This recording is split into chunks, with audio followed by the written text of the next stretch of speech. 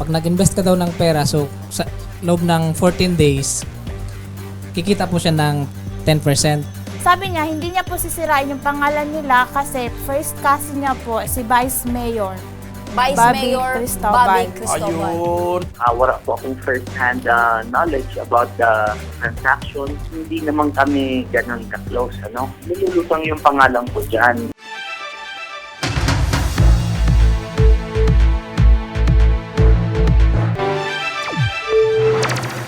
Pag nag-invest ka daw ng pera, so sa loob ng 14 days, kikita po siya ng 10%. In-invite ko yung misis ko. Okay. Sabi ko, maganda to. Mabilis yung pera. Parang ganun. Easy money ba? Ilan kayo, kabuuan, ng mga nabiktima nitong mag-asawa? Siguro po, sobrang dami. Sa tingin mo, magkano na lahat yung nakuhang pera sa inyo? Siguro po, tumabot na yun ng mga nasa 10M, more than 10M, 7M, 3M, 2M. Personal po namin na pinuntahan siya ng asawa ko dun po sa bahay nila. Bali, okay naman po sila, ma'am. Okay naman po sila kahit po yung personal na appearance nila. Talagang mabait din po talaga sila. Sabi niya, hindi niya po sisirain yung pangalan nila kasi first cousin niya po si Vice Mayor. Vice Bobby Mayor Cristobal. Bobby Cristobal. Ayun. Para maaksyonan ang problemang ito, partner, makakausap natin sa linya ng telepono si Ginoong Felix Contreras. Siya po ang Officer of the Day ng National Bureau of Investigation, Region 5. Magandang hapon po, sir. Good afternoon po, sir. And your deputies, good afternoon. Opo. Sir, ano po ba ang magandang gawin dito? First and foremost po, sir, we would encourage those persons na mag-file po ng complaint po dito sa amin. Hmm. Kasi in fact po, sir, pertaining to the persons na pinag-usapan natin ngayon, yung mga Cristobal, dahil po sa mag-asawa na yan, meron na po kami previously filed cases. Large scale staff na po yan, nasa preliminary investigation stage pa po ng City Prosecutor's Office. About invested, napakalaki ng interest. Yan is most likely abroad. Hmm. Kaya wag po naman sasagatin yan, sir. Tama. So, Hmm. yes po. Opo, tama ka, sir, kasi yung malalaking ang bangko hindi makapag-offer ng ganung kalaking interest. Yes, sir. Hindi nga umaabot ng 5%. Meron pa tayong tinatawag legal interest. So, anything much bigger than that, maging wary na po sila. Definitely, time will come, puputok po yan. And mawawala na yung mga tao na yan, magtatago na po yan. Bringing with them their money. Opo. Opo, sir. Maraming salamat po, sir, sa inyo pong panahon at oras. Mabuhay po kayo dyan. Sasamahan natin, partner. Sasamahan na lang namin, sir, itong mga iba pang mga napakarami pang biktima para makapag-file po ng reklamo dyan sa inyo pong tanggapan, sir. Yes, sir. Yes, sir. Kanina, partner, nabanggit nitong isa sa mga panauhin natin na nagpakilala. Nainganyo, partner, itong Nainganyo mga nag-invest dahil ginamit yung pangalan ni Vice Mayor Bobby Cristobal. nasa Nang sariling sabi, tao, nang sabi, relatives. hindi ko sisirain ang aming pangalan sapagkat pinsan ako ni Vice Mayor Bobby Cristobal. Makakausap din natin sa kabilang linya ng telepono ang ating butihing Vice Alcalde ng Legazpi City, si Vice Mayor Bobby Cristobal ng Legazpi City. Magandang hapon po, Vice. Good afternoon, Joshua and Remy, and sa lahat ng bisita natin. Opo. Nababanggit po kasi ng mga complainant na yung pong naghikayat sa kanila na mag-invest ng pera, na ngayon po ay hindi na nila makontak at nawawala na, nagpakilala po na first cousin nyo.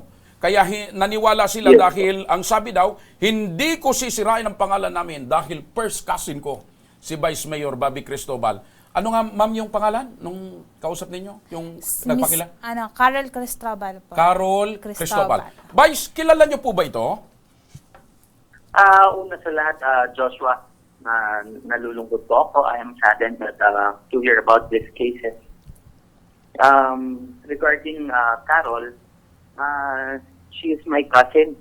So, Hindi ko naman, pinsan nyo po dinideny talaga ito, yun. Vice? Pinsan nyo po talaga? Bale, anak siya ng kapatid ng tatay ko. Parang naalala ko na. Anak siya ni dating barangay captain. Kapitan. Opo. Dating barangay Anak po siya kapitan. ni Oo. dating kapitan, Opo. Charlie Cristobal ng Rawis. So, mag-first cousin po kayo, Vice? Yes po. Opo. So, ano pong masasabi nyo rito, Vice? Yes, una sa lahat, Joshua, sabi ko nga na lulungkot po ako at may ganyan na nangyari.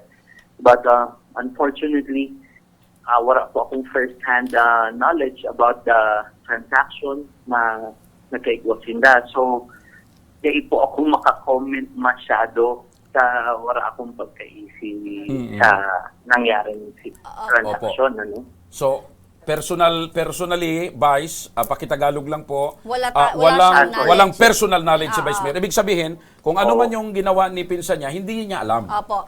Vice, magandang hapon po, Vice. Maitanong ko lang Yes po po. dahil alam ko naman na matulungin po ang isang Vice Mayor Bobby Cristobal. Vice, ano po yung pwede nating maitulong po sa kanila? At least po, manggagaling po sa isang Vice Mayor na magsasabi na, oh, huwag kayong mag-alala, nandito ako. Siguro partner, Oo. bago sagutin niya ni Vice, matanong lang natin, Vice, nagkikita pa ba kayo ng pinsan mo? Actually, Josh, hindi naman kami ganun ka-close, ano? Kasi parang second family na yan ng uncle ko.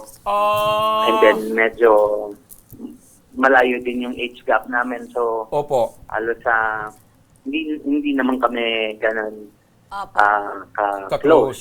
So, yeah. Opo. And regarding dun sa tanong ni Remy, actually, hindi ito yung unang pagkakataon na may mga lumapit sa akin na ganyang kaso tungkol kay Carol. Marami na rin po. Kaya lang, unfortunately, sabi ko nga, limited naman ang magagawa ko. I already advised them na ayusin yan kasi sa totoo hindi ko alam kung ano yung usapan nila. Opo. So, ang magagawa ko lang is, nung katulad ng mga una is to advise Carol na ayusin yan kung ano man yan. Kasi sabi nga ng iba, lumulutang yung pangalan ko dyan. And since siguro elected official ako, kaya nadidikit ako. Yun nga, Vice, ang nagkaroon ng malaking kuwang kasi masyado itong mga investor nagtiwala. Oo. Kumbaga, nagamit yung Unfortunately, family name eh. Yes. Oo. Personally, hindi naman kami nagkita-kita. Opo. Or hindi naman nila ako na-meet or nakausap or hindi ako yung kausap nilang nangako sa kanila ng kung ano man. So, ulitin ko. Nakakalungkot na So, lang. ibig sabihin, Vice, matagal mo na itong hindi nakikita si Carol. Opo, hindi naman kami nagkikita talaga. Aha. So, taon na siguro. So na hindi hindi na- hindi daw talaga sila Yeah, nagkikita. most probably. Sila talaga inamin ni Vice na talagang magkapamilya. Okay. Kumbaga first cousin. Ay, hindi ko Pero naman po hindi ibibigay talaga na sila yun. nag-uusap or hindi sila nagsasama. Oo. Vice, Tanungin natin ito, may partner. ilagdag ko lang kay Vice kasi Vice sa ganitong mga pagkakataon, ano po yung pwede nating maibigay na advice po sa iba pang mga na biktima nito pong si Carol Cristobal at itong asawa po? Yes po, as a vice mayor, siyempre nasa legislation tayo.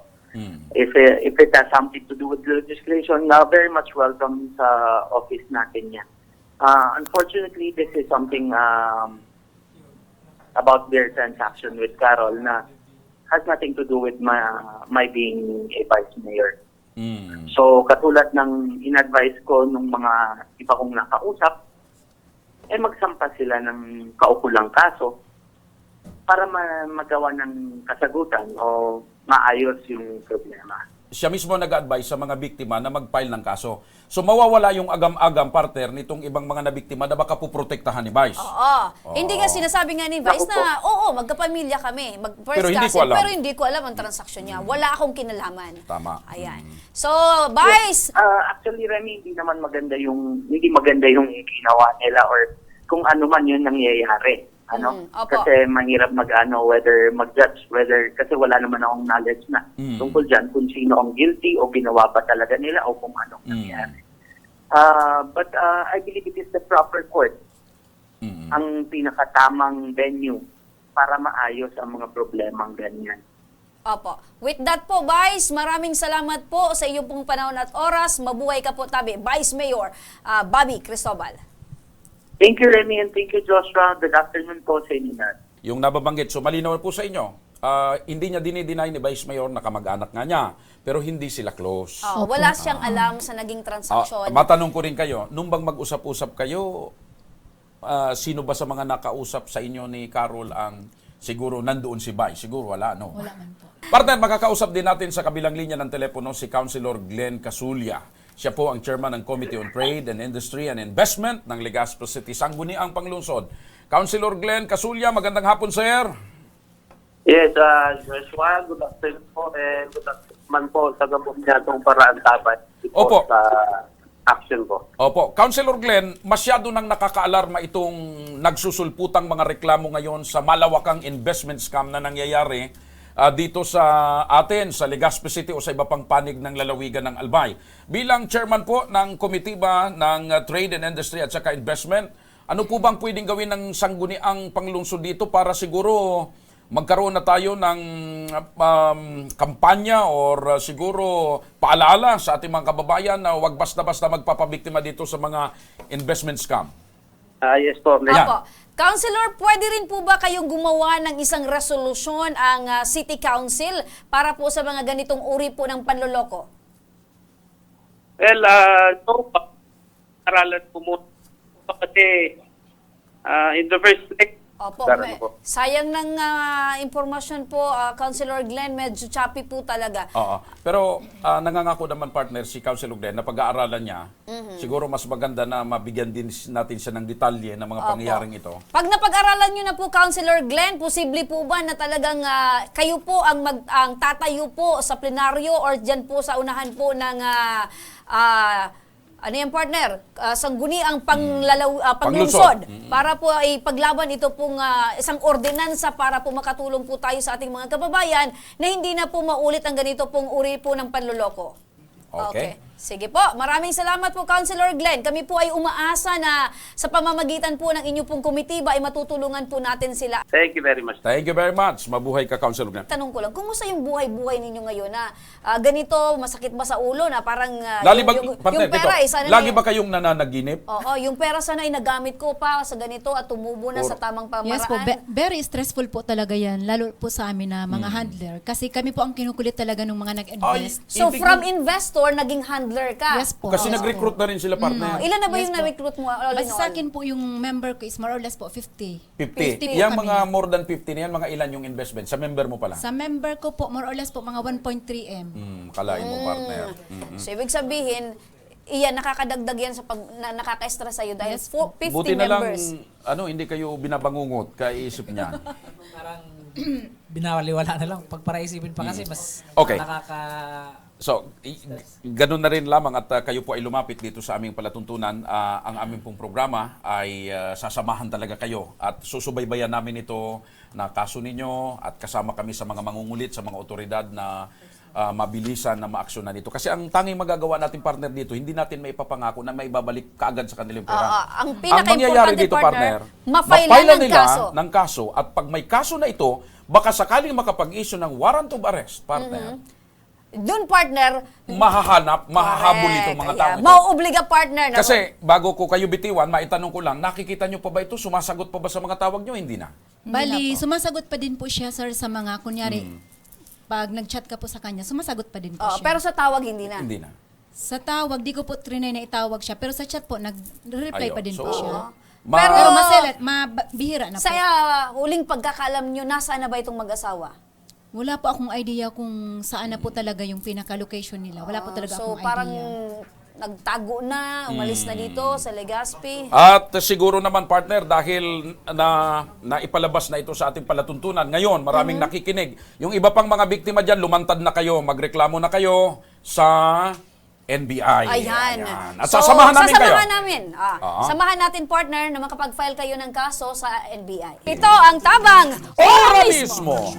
Aksyon po sa mga nangangailangan.